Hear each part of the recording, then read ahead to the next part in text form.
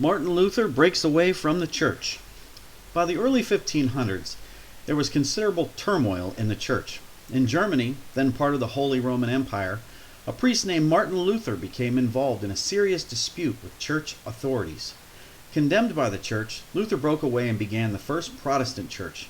The Reformation had begun. Luther's early life. Luther was born in Germany in 1483. Raised as a devout Catholic, he planned a career in law. As a young man, he was badly frightened when he was caught in a violent thunderstorm. As lightning flashed around him, he vowed that if he survived, he would become a monk. Luther kept his promise and joined an order of monks. Later he became a priest. He studied the Bible thoroughly and earned a reputation as a scholar and teacher. Luther pushes for change in the Catholic Church. Like many Christians of his time, Luther asked the question, "What must I do to be saved?" The church stressed that keeping the sacraments and living a good life were the keys to salvation. Luther's studies of the Bible led him to a different answer. No one, he believed, could earn salvation. Instead, salvation was a gift from God that people received in faith.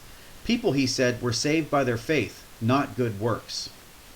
Luther's views brought him into conflict with the church over indulgences. In 1517, Pope Leo X needed money to finish building St. Peter's, the grand cathedral in Rome. He sent preachers around Europe to sell indulgences. Buyers were promised pardons of all of their sins and those of friends and family. Luther was outraged. He felt that the church was selling false salvation to uneducated people. Luther posted a list of arguments called theses against indulgences and church abuses on the church door in the town of Wittenberg. He also sent the list, called the 95 Theses, to church leaders.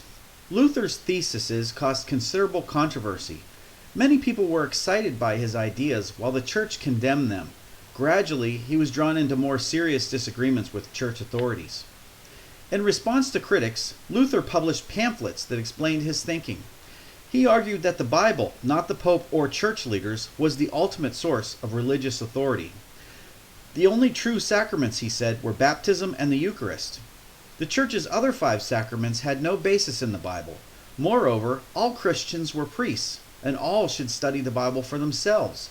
Faith alone, Luther wrote, and the effective use of the Word of God brings salvation. In the eyes of church leaders, Luther was attacking fundamental truths of the Catholic religion. In January 1521, he was excommunicated, no longer allowed to be a member of the church. The church also pressured the authorities in Germany to silence him once and for all. In April, Luther was brought before the Diet, an assembly of state leaders, in the city of Worms. At the risk of his life, he refused to take back his teachings. The Holy Roman Emperor declared Luther a heretic and forbade the printing or selling of his writings. For a time, Luther went into hiding, but the movement he had started continued to spread. Luther starts his own church. Many Germans saw Luther as a hero. As his popularity grew, he continued to develop his ideas. Soon he was openly organizing a new Christian denomination known as Lutheranism. The new church emphasized study of the Bible. Luther translated the Bible into German. He also wrote a baptism service, a mass, and new hymns, sacred songs, in German. Having rejected the church's hierarchy, Luther looked to German princes to support his church. When a peasants' revolt broke out in 1524, the rebels expected Luther to support their demands for social and economic change. Instead, Luther denounced the peasants and sided with the rulers. He needed the help of Germany's rulers to keep his church growing. By the time the uprising was crushed, tens of thousands of peasants had been brutally killed. Many peasants rejected Lutheranism.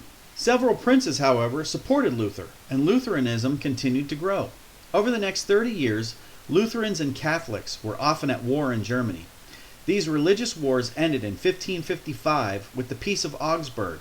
According to this treaty, each prince within the Holy Roman Empire could determine the religion of his subjects. The Peace of Augsburg was a major victory for Protestantism. Christian unity was at an end, and not only in Germany.